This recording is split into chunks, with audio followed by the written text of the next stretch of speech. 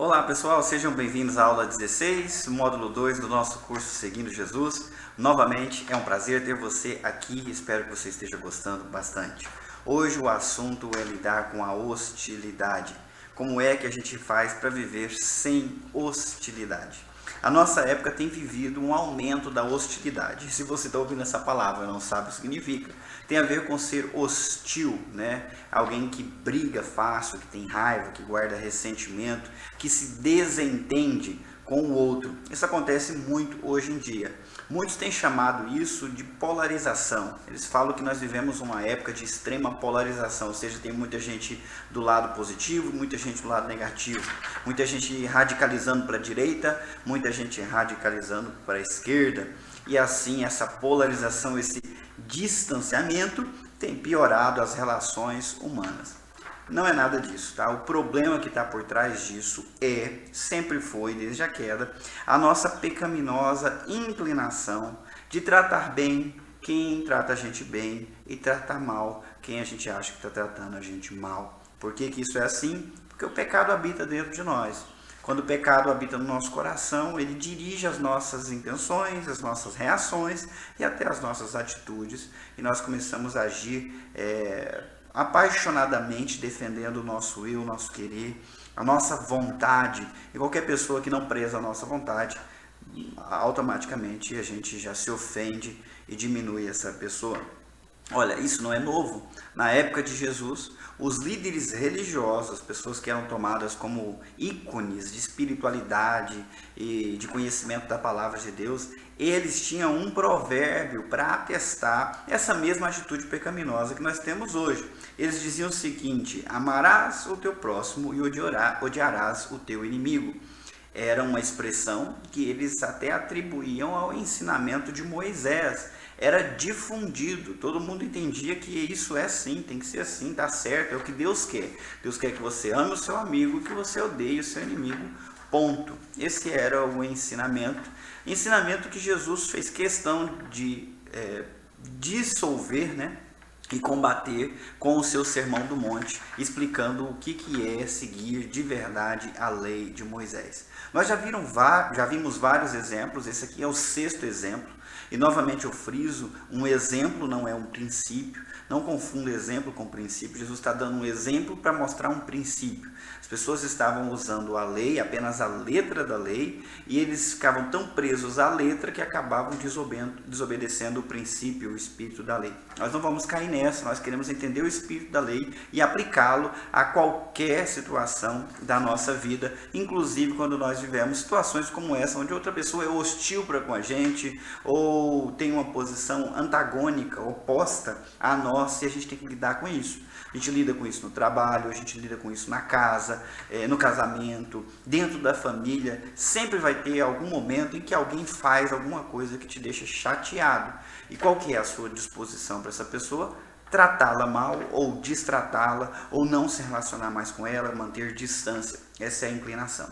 Vamos estudar o negócio para valer. O que a lei de Moisés realmente ensinava? E aqui que chega um ponto bem interessante. Não havia esse versículo na lei de Moisés.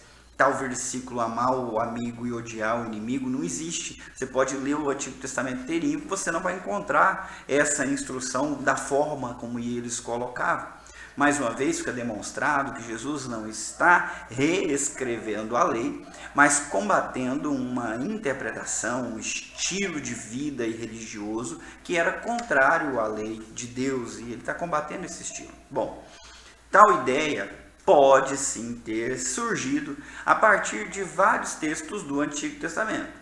Não está claro lá, mas eles podem ter entendido isso a partir de alguns acontecimentos e ordens que Deus deu no Antigo Testamento, e eu vou dar alguns para vocês, explicando cada um deles. Por exemplo, Deus mandou o povo de Israel, quando tirou eles do Egito, era para eles exterminarem os moradores da terra de Canaã. Todas aquelas pessoas, os cananeus, queneus, ferezeus, era para eles dizimarem aquelas pessoas, porque Deus já tinha se cansado do pecado deles, e Israel ia ser a vara do castigo para destruir aquele povo vil que não se sujeitava a Deus.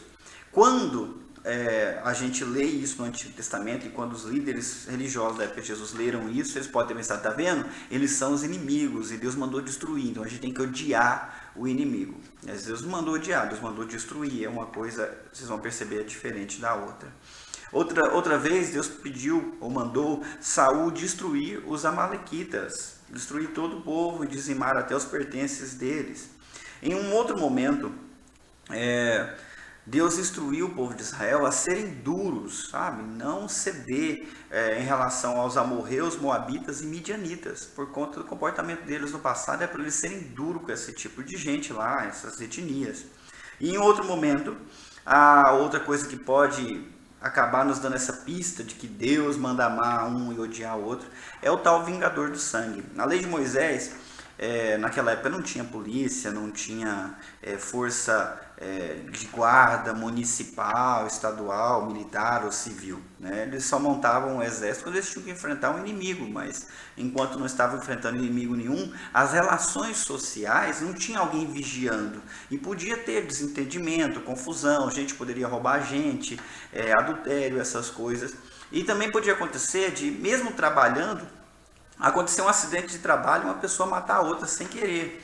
E no caso disso acontecesse, ou mesmo que a pessoa matasse porque foi provocada, ela tinha uma chance de ser julgada. Ela tinha que procurar a chamada cidade de refúgio, e lá ela se apresentava para as autoridades e ela ficava lá resguardada nessa cidade. Por quê? Quando alguém morresse, por exemplo, se matou um irmão, o outro irmão poderia se tornar o seu vingador de sangue, que é aquele que ia atrás do assassino. E ele não quer nem saber o que aconteceu, por que aconteceu. Se ele pegasse a pessoa que ele achava que era o assassino, ele a mataria. Então, para não haver injustiça, esse criminoso, essa pessoa que matou, podia ir para a cidade de refúgio, e lá ela era julgada. Lá o cara não podia matar ela, tinha que trazer testemunhas, tinha que falar o que aconteceu, o outro tinha a oportunidade de se defender, e os juízes iam decidir se ele era culpado ou não. Ele poderia continuar vivo dependendo da conclusão que eles tinham chegado. Mas porque Deus mandou ter um vingador de sangue, ou autorizou ter um vingador de sangue, alguém pode pensar que Deus ama a vingança, que Deus quer que a gente odeie o inimigo por conta disso. O último exemplo, salmos imprecatórios. Se você já leu o livro de Salmos, já deve ter visto em algum lugar o salmista orando: eu odeio os meus inimigos de fato, destrua a vida deles, destrua a memória deles. E você vê homens de Deus como Davi fazendo esse tipo de oração. Então fica evidente que você tem que odiar o inimigo e amar o seu inimigo, ou vice-versa, amar o amigo e odiar o inimigo. Me perdoe. Bom, dá para inferir daí essa compreensão deles, né, que dizia essas coisas. Mas o que eles ensinavam abertamente? Que você deve odiar aqueles que te consideram inimigo. Você tem total permissão para fazer isso. Só que Jesus ensinou uma coisa muitíssimo diferente. Você já leu o texto de Mateus capítulo 5, de 43 a 48, e sabe que Jesus falou para orar e para amar aqueles que perseguem, aqueles que são considerados inimigos. Então o ensino de Jesus vai além da retaliação. No último estudo a gente falou, Jesus falou que se alguém bate e fere a tua face direita, você levanta sem retaliação, oferece a esquerda, ou seja, permanece vulnerável, fica tranquilo, não precisa partir para agressão porque ele te agrediu, né? A vida não vira agressão porque você agrediu, fica tranquilo, não se vingue, não tenta castigá-lo na mesma medida que ele te castigou, não perca tempo com isso. Então, além disso, além de evitar a retaliação, agora, nesse exemplo, Jesus ensina que nós devemos amar positivamente os inimigos. Nós devemos ser capazes de atitudes bondosas para com eles, como orar por eles e querer o bem deles, lutar pelo bem deles. Olha, e isso ele fala que se nós fazemos assim, nós nos assemelhamos ao nosso Pai que está no céu. Porque apesar de muita gente não ter respeito nenhum por Deus, Deus ainda assim concede a essas pessoas o que é considerado a graça comum, como o sol, a chuva, o ar para respirar, abrigo, família e outras coisas. Mesmo gente extremamente perversa tem alimento, tem abrigo, e isso vem porque Deus é um Deus misericordioso e gracioso, Ele manda sol sobre justos e injustos. E quando a gente derrama ou é capaz de abençoar como Deus, tanto justos e injustos, nós estamos nos tornando como o nosso Pai lá no céu. Por outro lado, se a gente ama só quem ama a gente, se a gente trata bem só quem trata a gente bem, e a gente trata mal quem trata a gente mal, nós não temos por que nos gabarmos disso. Qualquer bandido sabe reagir assim, até um bicho sabe reagir assim. E nós precisamos crescer, né, e avançar, seguir o exemplo de Jesus. A lei não foi dada no intuito da gente ter uma desculpa para odiar fulano e amar Beltrano. A lei foi dada para mostrar o que Deus requer de nós como seres humanos. E Jesus está demonstrando isso. Nós devemos procurar ser como o nosso Pai é. E Deus não odeia. Deus se ira, mas Deus não odeia ninguém, né? É importante a gente entender a diferença de uma coisa para outra. Isso vai ficar mais claro à medida que a gente avança. Por quê? Esse ensinamento é muito mal compreendido. Muita gente pega esse texto e transforma numa regra fria, só com letra e sem entender o espírito por trás. É daqui que surge a crença, por exemplo, de que Deus ama a todos os homens e jamais castigará quem quer que seja, porque Ele manda sol sobre justos e injustos, então Ele vai salvar justos e injustos, Ele vai abençoar todas as pessoas. Mas você sabe que isso não é verdade. Se você tem um pouquinho do conhecimento do Antigo Testamento, você deve se lembrar que Caim matou Abel e Deus castigou Caim, sim. Tanto que Caim falou: o castigo é pesado demais, eu não vou suportar. Mas ele teve que aguentar esse castigo. Deus castigou o mundo antigo. O povo andava tão perverso. Todos os seus pensamentos e inclinações eram sempre para o mal. Você pode ver isso em Gênesis capítulo 6. E Deus se cansou dessa maldade e Ele trouxe um castigo. Ele destruiu a humanidade com o dilúvio. Então como é que pode esse Deus amar e castigar? É fato que Ele castiga. Outro exemplo, Deus destruiu cidades inteiras, como Sodoma e Gomorra, e as cidades que eu citei aqui, que Saul destruiu, que os israelitas destruíram, eram uma expressão de castigo de Deus em cima daquelas pessoas. O que dizer então do povo de Israel? O povo de Israel é o povo amado e escolhido de Deus. Porém, em muitos momentos, Deus castigou o Israel e castigou severamente. Mandou serpentes, mandou pragas. Em outro momento eles foram cercados por exércitos inimigos e depois levados cativos. Houve muita morte, muito sofrimento por conta do pecado. Deus castiga. Eu sei, na nossa cabeça a gente acaba fazendo uma confusão, até porque hoje em dia, se você não concorda com a pessoa, é porque você a odeia. Se você a critica, é porque você não a quer, e está tudo muito confuso na cabeça das pessoas. Não é assim, tá ok? Eu queria que você ampliasse, aliás, eu quero que você amplie a sua compreensão. Quando você tem uma postura em relação a uma pessoa, não necessariamente é ódio, né? Se você precisa ser duro com alguém, tenha certeza de não fazer isso movido pelo ódio. Faça isso movido por amor, né? Baseado no seu caráter, nas suas crenças, na sua identidade que você tem em Cristo. Em muitos momentos você vai ter que ser como Deus. Tem outro texto na Bíblia que fala que Deus castiga quem ama. Ele castiga o filho a quem Ele quer bem. Então castigo e amor não são excludentes entre si. Eu, como pai, por amor, muitas vezes preciso castigar e disciplinar os meus filhos. E se não for assim, aí eu demonstro que eu não o amo de verdade. Essa é a nossa posição. E pode ser que você tenha dificuldade de compreender isso, mas o Espírito Santo há de te ajudar. Para facilitar a compreensão, deixe de lado as ideias que você tinha antigamente. Reflita um pouquinho sobre essa frase aqui.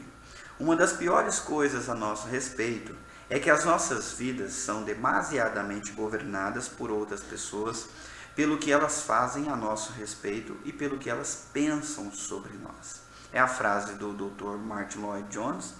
E o que eu quero que você perceba? Não é realidade essa frase? A gente se deixa controlar pelo que o outro fez ou pensa ou fala da gente. Como se o nosso humor fosse dependente dos outros gostarem da gente, falarem bem da gente, pensarem bem da gente. Ou seja, nós vivemos num transtorno o tempo todo, porque se a gente desconfia que o outro está triste com a gente já fica chateado com ele, ou seja, as nossas emoções, sentimentos dependem do que o outro pensa, dependem do que o outro faz, eles não têm firmeza, não têm solidez o suficiente para permanecer do jeito que tem que permanecer, independente do que os outros pensam e acham. Então, não permita que os outros governem as suas atitudes e as suas reações.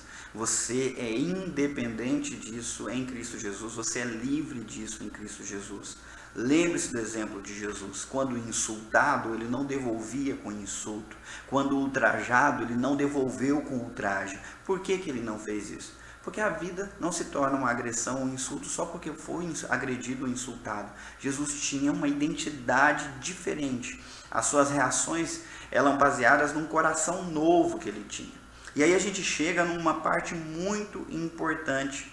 Ao invés de se deixar levar por sentimentos de inimizade, Jesus ensina a gente a reagir amorosamente até as pessoas que querem o nosso mal. E assim nós mostramos que somos diferentes dos outros que estão no mundo. Eles é que reagem assim porque eles não têm Deus. Nós que temos fé em Jesus e o Espírito que Jesus enviou, podemos e devemos agir de maneira diferente a fim de mostrar que nós parecemos com o nosso Pai que manda sol e chuva sobre todas as pessoas, tanto sobre aqueles que são amigos dele quanto os que são inimigos. O versículo que você deve memorizar essa semana é Mateus 5,48. Portanto, sejam perfeitos como perfeito é o Pai Celestial de vocês. Olha, sejam perfeitos como perfeito é o Pai Celestial. O objetivo de Jesus não é a gente nivelar por baixo e devolver na mesma moeda, né? E amar quem é bom, odiar quem é ruim. Isso qualquer um sabe fazer. Deus quer que a gente seja como Ele é. Jesus nos ensina a olhar para Deus e sermos perfeitos como Ele é perfeito, por amar na perfeição e o caráter de Deus. O que torna difícil para você colocar em prática este ensinamento? Eu fiz essa pergunta no primeiro dia do devocional, espero que você tenha refletido para compartilhar com o grupo. Outro texto, Romanos 5, mostra que Jesus nos amou quando nós éramos ainda inimigos dele, ou seja, nós estávamos longe de Jesus, sem crer em Jesus, e ele nos amou antes da gente amar ele, do jeito que a gente estava. Ele se moveu em iniciativa, se encarnou e se entregou, se ofereceu como sacrifício, e isso ele fez para nos reconciliar com ele, e é essa atitude que nós devemos imitar nos nossos relacionamentos. 2 Coríntios 5, de 15 a 21, fala que a gente precisa nascer de novo, ok? É impossível a gente colocar em prática esse ensinamento sem a gente morrer para a gente. O eu permanecendo como o Senhor da sua vida vai impedir você de amar o seu inimigo, de orar por aquele que te persegue, trabalhar pelo bem de alguém que te quer mal. Só a nova natureza espiritual é que pode te habilitar a viver uma vida nesse patamar dessa preciosidade. E isso é possível, não por conta sua, mas por conta do Espírito Santo que te santifica, que te dá novos desejos e te fortalece para poder fazer a vontade de Deus. Agora, Mateus 23, de 27 a 35, aparece Jesus pelo menos não parece coerente com o ensino que ele está dando aqui, porque muitas vezes ele ora para os mestres da lei e diz, ai de vocês, seus hipócritas, ai de vocês isso, e ele começa a falar ai, dizendo que um monte de coisa ruim vai acontecer com esses caras. E quando a gente olha para esse texto, a pergunta é como que a gente concilia o que Jesus ensina sobre amar e orar pelos inimigos e esse discurso contra os mestres da lei hipócritas. Eu quero que você reflita sobre isso, por favor. Romanos 8, de 8 a 17, mostra que para a gente poder agir corretamente, nós devemos viver a vida no Espírito e deixar de viver a vida na carne, ou seja, na nossa natureza pecaminosa. Quando você é hostilizado ou for hostilizado por alguém, aprenda a reagir no Espírito e não à carne. Lembre-se, fruto do Espírito é amor, alegria, paz, bondade, fidelidade, mansidão, domínio próprio. Essas coisas o Espírito Santo produz na nossa vida e a gente reage a partir delas e não a partir da nossa carne que se oriça e se arrepia facilmente. A tarefa dessa semana foi, de alguma forma, agir em direção a um desafeto, a alguém que não te quer bem, ou que você desconfia que te persegue de alguma forma. E eu queria que você fizesse isso, ainda dá tempo de você ligar, ou então de você dobrar os seus joelhos e orar pelo bem dessa pessoa. É muito importante você aprender a agir com base na sua identidade e não reagir com base no que os outros estão fazendo com você. Não há nenhum trecho no Antigo Testamento que justifique aquela ideia que os líderes da religião falavam: amar o amigo e odiar o inimigo. Você precisa estar com a resposta na ponta da língua para dizer para o seu grupo de onde eles tiraram essa ideia. Lembra dos exemplos que eu dei no começo da aula, ok? Como conciliar um Deus que castiga com um Deus que manda sol sobre justos e injustos? Novamente, lembre-se, uma coisa não exclui a outra. Muitas vezes o castigo é demonstração de zelo e de responsabilidade, portanto também de amor. Agora, mais uma pergunta importante: qual a diferença entre amar e gostar? Hoje em dia, as pessoas lá fora que praticam coisas que nós consideramos vias, como por exemplo o homossexualismo, perversão sexual e um monte de coisa errada, e eles que nos criticam dizendo que nós somos intolerantes. Mas com tolerância o que eles querem é que a gente goste do que eles estão fazendo. Eles não percebem que eles sim é que estão sendo intolerantes, porque não admitem o fato de alguém desaprovar o que eles estão fazendo, de alguém dizer que isso é errado, né? E eles não querem que ninguém diga que é errado. Isso tende a piorar, né?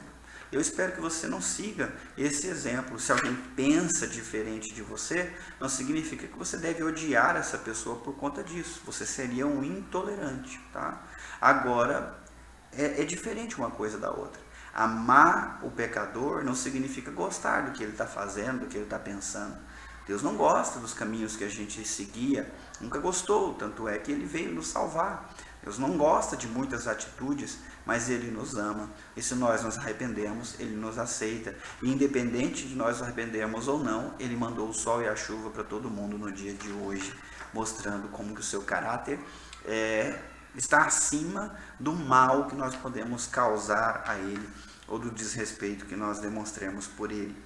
Amar não significa gostar, tá ok? Significa lutar pelo bem, querer e trabalhar pelo bem da pessoa, até pelo teu inimigo. Um exemplo prático está em Romanos capítulo 12. Se o teu inimigo tiver fome, dele de comer; se ele tiver sede, dele de beber. Não deixa ele passando fome, não deixa ele morrer de sede. Faz o que ele está precisando. Você não gosta do que ele faz, você não concorda com o que ele pensa, mas você não quer que ele morra, você quer que ele viva. E aí você trabalha em direção a ele.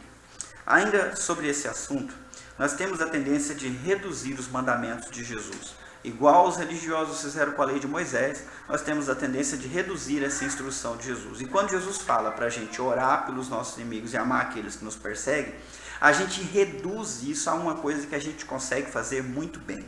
Eu vou chamar isso de resistência passiva. Ao invés de fazer algo positivo em relação a essa pessoa, a gente pensa assim: é verdade, eu não posso odiar, né? Então tá bom, eu vou aguentar quieto.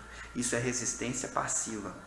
É você ficar quieto, engolir sapo, não fazer nem o certo nem o errado e achar que está certo. Isso também está errado. Não diminua a instrução de Jesus. A instrução ela é completa e ela é importante. Você deve amar e orar. São coisas ativas que você se envolve por iniciativa própria. Você pensa na pessoa, você ora pela pessoa, você trabalha pelo bem da pessoa. Isso é que nós devemos fazer. Não é simplesmente tratar do mesmo jeito que está tratando ou levar as coisas como deve levar. Se você está agindo desse jeito, você está deixando se parecer com seu pai e se parecendo mais com as pessoas do mundo e com Satanás também. Vigie a respeito disso, ok? Porque a resistência passiva não cumpre o mandamento e a instrução de Jesus. Ok, mais algumas coisas antes de eu terminar. É importante a gente evitar certos erros de interpretação e aplicação desse ensino de Jesus Cristo. O primeiro deles é que amor não exclui castigo. Eu acabei falando isso anteriormente. Deus ama, por isso chama atenção e chega ao ponto de condenar. Nossa disposição de amar não significa fazer vista grossa aos pecados dos outros, tá bom? As pessoas acham que amar é isso, mas biblicamente amar não é isso. Nós precisamos enxergar a realidade e amar as pessoas do jeito que elas estão, sem concordar com o que elas estão fazendo. Outra coisa, não ame pensando, ou não ame pela motivação errada. Tem muita gente que, eu vou amar, porque se eu amar o meu inimigo, ele vai virar meu amigo. Não, você não tem como garantir isso, tá? Jesus amou Judas e Judas nunca virou amigo dele. Jesus tratou ele como amigo, mas Judas não agiu como amigo de Jesus, agiu como traidor, como inimigo, levantou o pé contra Jesus. Também não pense, eu vou amar essa pessoa porque eu vou mudar essa pessoa. Tá certo que o amor é a arma mais poderosa, mas também não deve ser essa a sua motivação primária. Ame a pessoa porque você tem amor no seu coração e ame a pessoa porque ao fazer isso você manifesta o caráter de Deus que está em você e glorifica o nome de Deus na sua própria vida. Esse é o motivo. Ame porque Jesus pediu para você amar e você ama Jesus e quer obedecê-lo em tudo. Ame porque o amor de Jesus te alcançou e agora você quer distribuí-lo por todos os lados e para todas as pessoas, inclusive aqueles que são desafeto. Nossa intenção primária, eu vou amar para mudar, não deve ser assim, porque senão daqui a pouco a gente acha que a pessoa está demorando de mudar e aquele amor que a gente achou que tinha se transforma em ressentimento, em mágoa, em dor, em tristeza e decepção. E aí você percebe que você não amava coisa nenhuma, você amava o que ele poderia se tornar, o que ele poderia vir a ser, e não é assim, não é essa a direção. Você vai ser desafiado a compartilhar com o grupo as suas maiores dificuldades em relação a amar quem é seu inimigo, quem te persegue, e também refletir e compartilhar como que o eu dificulta a prática desse ensinamento de Jesus. Eu espero que você tenha aproveitado essa aula e que você aplique isso na sua vida o quanto antes. A nossa sociedade brasileira está precisando disso urgentemente. Você tem visto como a hostilidade aumentou. As pessoas não conseguem mais se tolerar, né? Elas curtir o que o outro vai fazer, não vai curtir nunca, mas tolerar também não está conseguindo. Vamos nós ser diferentes no meio dessa sociedade e viver de uma maneira diferente.